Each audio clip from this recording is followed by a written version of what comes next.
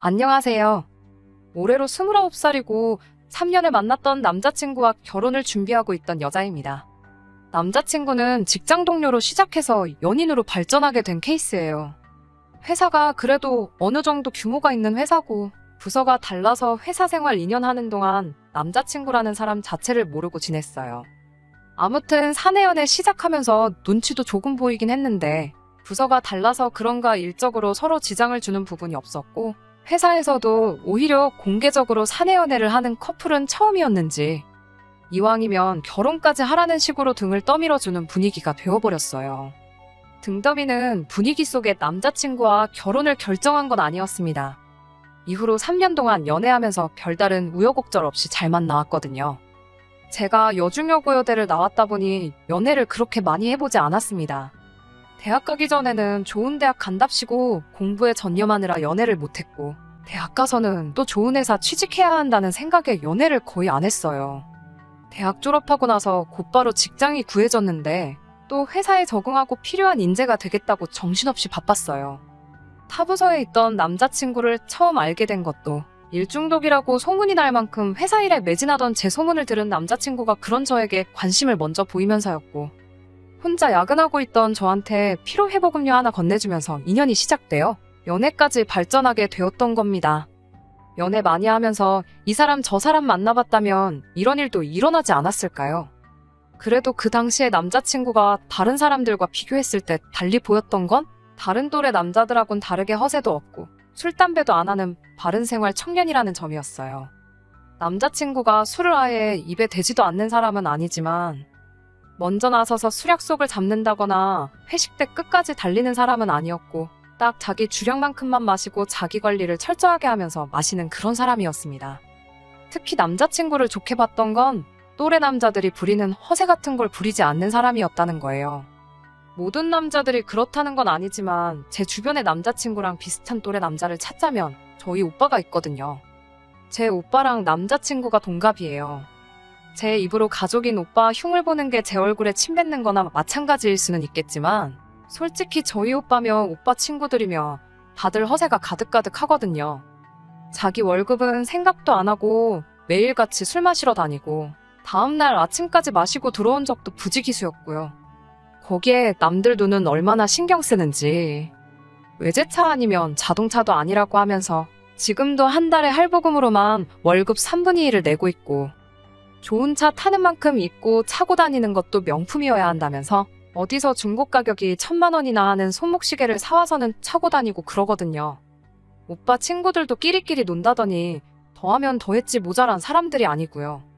친구들한테 기죽기 싫다고 매번 저렇게 돈을 펑펑 쓰면서 다니는데 그런 오빠를 반면교사 삼아서 저렇게 되지는 말아야지 하고 더 열심히 공부했던 것 같네요. 아무튼 연애를 거의 안 해본 관계로 비교 대상이 거의 없다시피 해서 저희 오빠를 예로 들긴 했지만 자기 관리 철저하고 생활 태도도 바르고 허세도 없는 그런 남자친구의 인상이 참 좋아 보였고 그렇게 서로 얼굴을 트고 지낸 지 얼마 지나지 않아서부터 연애를 시작하게 되었습니다.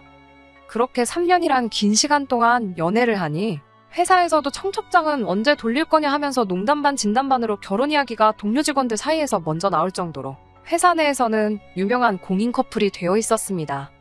제가 남자친구의 그런 면이 좋아 연애를 시작했던 것처럼 남자친구도 제가 명품 같은 것도 안 밝히고 자기 일에 최선을 다하는 그런 면이 신기하기도 하고 좋아서 제가 좋았다고 이야기를 했어요. 연애 시작하면서 결혼을 생각한 건 아니지만 주변에서도 이야기가 심심찮게 나오고 연애하는 기간이 길어지면서 저도 곧 30을 바라보는 나이가 되니 결혼 생각을 안 할 수가 없더라고요. 그리고 그건 남자친구도 마찬가지였던 것 같았어요. 남자친구는 이미 30이 넘어간 상황이다 보니 자연스럽게 결혼 생각을 하게 된 것 같고 그렇게 누가 먼저라고 할 거 없이 비슷한 시기에 서로 결혼에 대한 이야기를 나누게 되었습니다. 그렇게 무르르듯 자연스럽게 서로의 입에서 결혼 이야기가 나왔다 보니 프로포즈는 따로 받지는 못했습니다. 아무튼 그렇게 서로 결혼 생각을 하고 있다는 건 알게 되었는데 막상 본격적인 결혼 이야기로 넘어가자니 그것도 참 부담스럽더라고요. 결혼하기 전에 기본적으로 이야기해야 할 것들이 좀 있잖아요. 예를 들자면 여태까지 모아놓은 돈이 얼마나 되는지라던가 부모님 노후 준비는 어떻게 되어 있나 신혼집 문제라던가 하는 현실적인 이야기들 말이에요. 그런데 막상 결혼 이야기가 오고 간 지 얼마나 됐다고 경제적인 상황에 대해서 물어보는 게 좀 속물 같아 보이기도 하더군요. 어떻게 하면 좋을까 생각하다가 그냥 제가 모아놓은 재산이 얼마나 되는지부터 부모님 노후 문제까지 제가 먼저 제 상황을 알려주고 앞으로 어떻게 하는 게 좋을런지 남자친구한테 말해주면 적어도 남자친구가 제가 먼저 오픈한 것들에 대해서는 자기 상황을 말해주지 않겠나 싶어서 자리를 만들어 제 현재 상황에 대해서 먼저 공개를 하게 되었습니다. 당시 제가 입사 5년 차였긴 한데 딱히 취미도 없고 특히나 회사 처음 들어오고 나서는 정말 일에만 열중하고 업무에 관련된 지식이나 필요한 것들 배운다고 주말에 학원 몇 개 다녔던 것들 제외하고는 돈 쓸 일도 거의 없었다 보니 모아놓은 돈이 상당했습니다. 학교도 집에서 통학을 했고 취직하고도 계속 부모님과 쭉 함께 살았다 보니 사는데 돈 들어갈 일도 없었어요. 대신에 회사 들어가고 첫 1년간 번 돈은 전부 부모님께 드렸습니다. 대학교 학비도 부모님이 다 해주셨고 나이 먹고도 부모님 집에 같이 살고 있었으니 못 드릴 돈도 아니라고 생각했습니다. 그 이후에는 한 달에 30만 원씩 부모님께 생활비 겸 용돈에서 매달 드리고 있었고요. 그런데도 불구하고 모아놓은 게 1억 5천 조금 못되게 모았으니 다른 사람들에 비해 엄청 잘 모은 편이지요. 그런데 남자친구가 모아놓은 돈이 저랑 비교했을 때 많이 적더라고요. 별다른 취미생활을 가지고 있던 것도 아니고 과소비 안 하는 알뜰한 성격이라고 생각했는데 제가 모은 돈의 반의 반조차도 안 되는 2천만 원이 남자친구 저금의 전부였습니다. 같은 회사다 보니 대충 연봉이 얼마인지는 제가 어느 정도 짐작하고 있거든요. 심지어 남자친구는 저보다 입사를 2년 먼저 했으니 그만큼 회사 생활도 더 오래 했다는 소리고 연봉 또한 제가 받는 것보다 훨씬 많을 텐데 모아놓은 돈이 없어도 너무 없다는 생각이 들었어요. 물론 제가 돈을 모으게 된 환경이 다른 사람과 비교해서 더 수월하긴 했지만 남자친구도 자취하는 게 아니고 부모님하고 같이 살고 있는 데다가 출퇴근도 대중교통이면 충분하다고 해서 자동차도 없거든요. 대놓고 실망한 티는 내지 말아야겠다고 생각했는데 제 표정에서 당황한 기색이 역력했는지 남자친구가 모아놓은 돈이 별로 없어서 놀랐냐며 제 생각을 읽어버리더군요. 이왕 이렇게 된 거 솔직하게 말해야겠다 싶어서 남자친구한테 모아놓은 돈이 내가 생각한 것보다 너무 적어서 놀랐다고 말했습니다. 그랬더니 남자친구가 그렇게 나올 줄 알았다며 사실은 그게 아니랍니다. 자기도 미래를 미리미리 준비하는 성격인 거 모르냐면서 사실은 자기가 미래를 위해서 회사 들어오자마자부터 집을 한 채 해놓느라고 그런 거래요. 당장 통장에 돈이 부족하지만 집이 있는데 뭐 더 말할 게 있냐고 하더라고요. 속물같이 괜한 걸로 오해를 했나 싶어서 제가 다 민망하다고 남자친구한테 사과까지 했습니다. 남자친구는 대수롭지 않은 듯 그럴 수 있다고 자기는 충분히 이해한다며 괜찮다고 제 사과를 받아줬고요. 경제적인 상황에 대해 오픈하는 게 많이 부담스럽긴 했지만 어쨌든 결혼 준비를 하는데 있어 가장 먼저 알아야 할 단계다 보니 궁금했던 점도 해결되고 좋은 대답도 들어서 마음이 한결 후련했습니다. 왜 보통 실수한 게 있거나 하는 일들이 잠들기 전에 불현듯 다시 생각이 날 때가 있잖아요.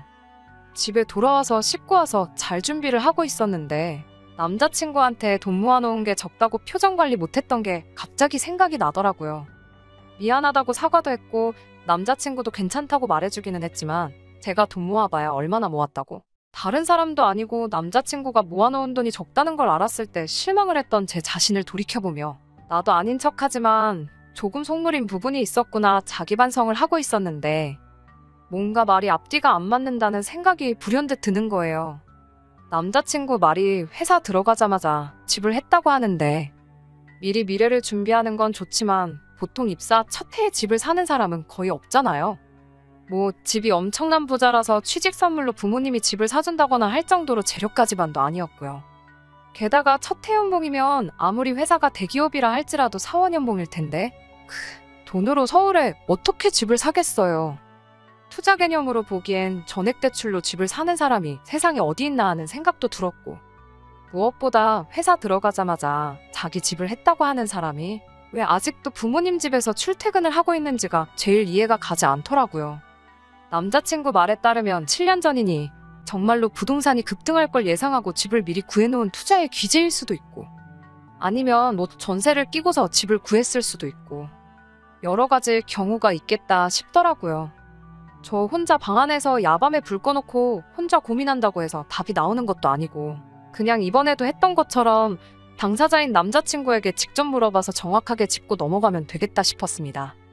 너무 심각하게도 생각 안 했고 이미 남자친구한테 모아놓은 돈 가지고 속물티 한 번 냈는데 두 번은 못 내겠나 싶어서 걱정도 되지 않았어요. 그런데 돌아온 대답은 정말 제 생각을 까마득히 초월할 정도로 어이없는 대답이었습니다. 남자친구가 자기 명의로 집을 가지고 있다면 그 집은 빈집으로 두는 게 아니고 뭐 세라도 주고 있을 텐데 세를 주고 있다면 남자친구 모아놓은 돈이 2천만 원밖에 안 되는 것이 설명이 되질 않고 한편으로는 그렇게 생각하니 전세를 끼고 집을 샀나 싶기도 하고 상황을 이해하려고 하니까 경우의 수가 한두 개가 아니더라고요.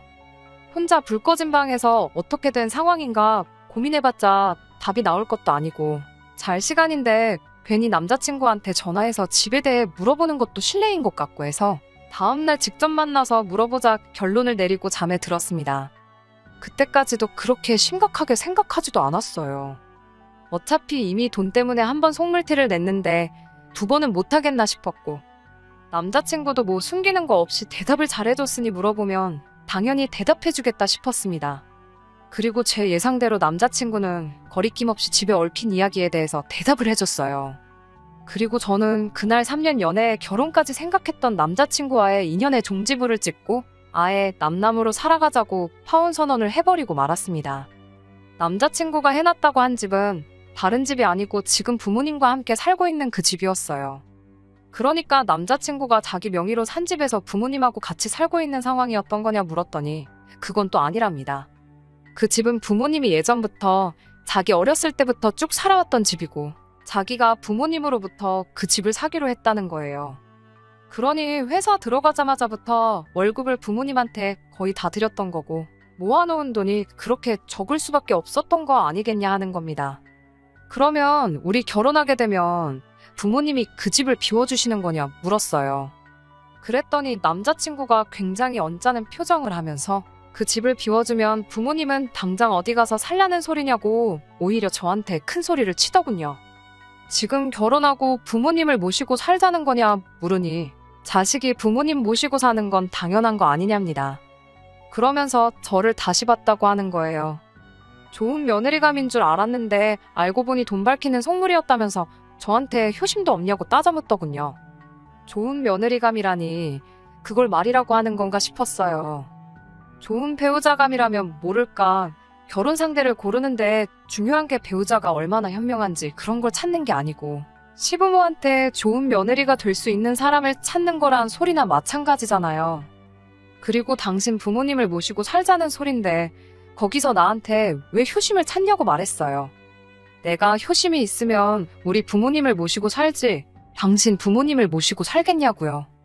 제 말이 틀린 게 하나도 없으니 남자친구가 아무 말도 못하고 쩔쩔매고 있더군요. 부모님이 갈 곳이 없는데 그렇다고 결혼하니까 살던 집에서 내쫓아버릴 수도 없는 노릇 아니냐길래 여태 드린 돈은 어디다 쓰시고 갈 곳이 없다고 하는 거냐 따졌어요. 그랬더니 남자친구가 옳지 잘 걸렸다 하는 식으로 바로 말꼬투리를 잡고 늘어지더라고요. 여태 드린 돈이라고 해봐야 아직 한참 멀었다고.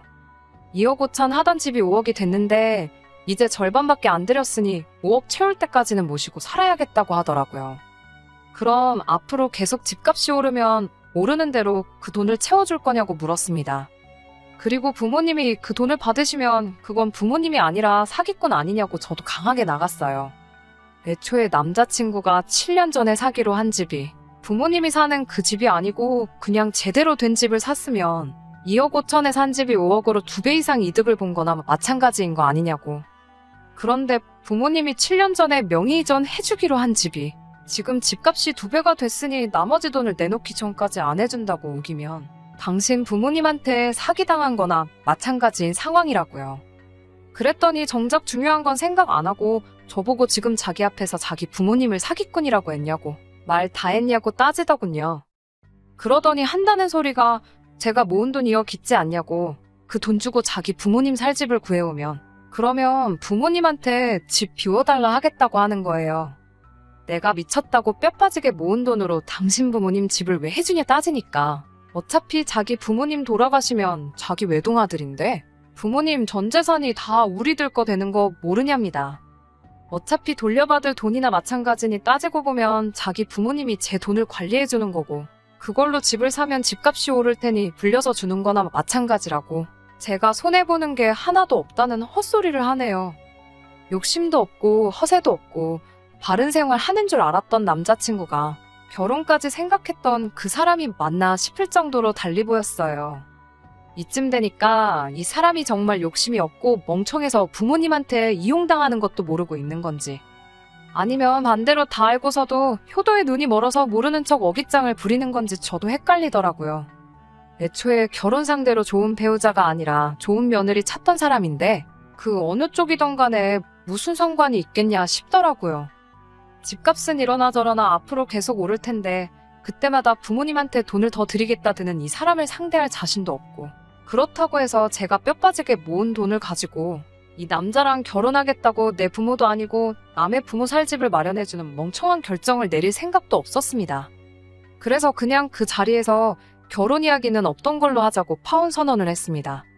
그리고 결혼도 물 건너갔는데 피차 시간 낭비 더 하지 말자고 어떤 조건을 들고 하더 나는 마음 돌릴 생각도 없으니 이제 회사에서도 회사 밖에서도 영원히 남남으로 지내자고 이별 통보까지 했습니다. 남자친구는 기어이 끝까지 고집을 꺾지 않았고 이게 다 제가 효심이 없어서 그러는 거라고 아득바득 우기면서 자기도 바라던 바라고 어디 한번 두고 보자 말하고는 자리에서 일어났어요. 그렇게 파혼하게 되었는데 연애하는 동안 참 많이 좋아하고 좋아했으니 결혼까지 생각했던 사람인데도 이상하리만치 아쉬운 마음이 들지 않더라고요. 그만큼 남자친구가 부모님한테 돈을 가져다 바치겠다는 말이 충격적이었기 때문이 아닐까 싶어요. 아무튼 그래서 결혼 이야기 나오기 시작하자마자 파혼해버리게 되었습니다. 저와 남자친구의 이별은 저희보다도 회사 사람들이 더 아쉬워했는데 그만큼 왜 파혼한 거냐는 질문을 무지하게 많이 받았어요. 연애하다 보면 헤어질 수도 있는 거 아니냐. 인연이 아니었던 거다 뭐 그런 식으로 나름 말을 아끼고 있었는데 남자친구는 아니었나 보더라고요. 회사 사람들한테 제가 돈을 너무 밝히고 시부모 알기를 우습게 아는 속물이라 자기가 먼저 파혼하자고 했다나요. 어디 한번 두고 보자는 말이 자기한테 유리하게 없는 이야기 섞어가며 제 호박씨를 까려고 했던 거였나 봅니다. 그래도 사내 연애한다고 여태껏 만나온 정이 있어서 아무 말 안 하고 있었더니 아주 사람을 천하에 둘도 없는 싸가지로 만들려고 작정을 했나 보더라고요. 저도 이렇게까진 안 하려고 했지만 당하고만은 있을 수가 없어서 회사에 남 걱정 많이 해주고 소문내기 좋아하는 직원 한 명한테 고민이 있다는 식으로 접근해 구구절절히 자초지종을 다 말해줬어요. 그리고 남자친구가 그 와중에 저한테 복수한답시고 없는 이야기 지어내고 있다는 사실까지 전부 다요. 남자 직원들이 대부분 남자친구가 한 말을 믿고 있던 눈치였는데 저는 아무래도 있는 사실을 그대로 전했고 남자친구는 없는 이야기를 지어낸 거다 보니 나중에 가서는 남자친구 편을 들어주던 남자 직원들도 하나둘씩 제 편으로 돌아서더라고요. 그리고 얼마 전에 그 말전하기 좋아하는 직장 동료에게 들었는데 남자친구가 거짓말한 것까지 쩍 소문이 퍼져서 친하게 지내던 직원들마저 등을 돌린 상황이고 회사 내에서도 신뢰가 떨어져서 이직을 준비하고 있는데 그것마저 잘 안 되나 보더라고요. 사실 확 그만둬버렸으면 좋겠는데 회사 옮기는 게 아니면 부모님한테 돈을 드릴 수가 없으니 그러진 않을 것 같아요. 아무쪼록 좋은 배우자, 아니 좋은 며느리가 될 사람을 만나서 부모님한테 월급 퍼주면서 살면 좋겠네요. 하지만 이제는 깨달았을 수도 있겠네요. 그런 사람 아마 이 세상에 존재하지 않는다는 사실을 말입니다. 끝까지 들어주셔서 감사합니다. 오늘의 사연은 여기까지입니다. 구독과 좋아요, 알람 설정 부탁드리고 더 좋은 사연으로 다시 찾아뵙겠습니다. 감사합니다.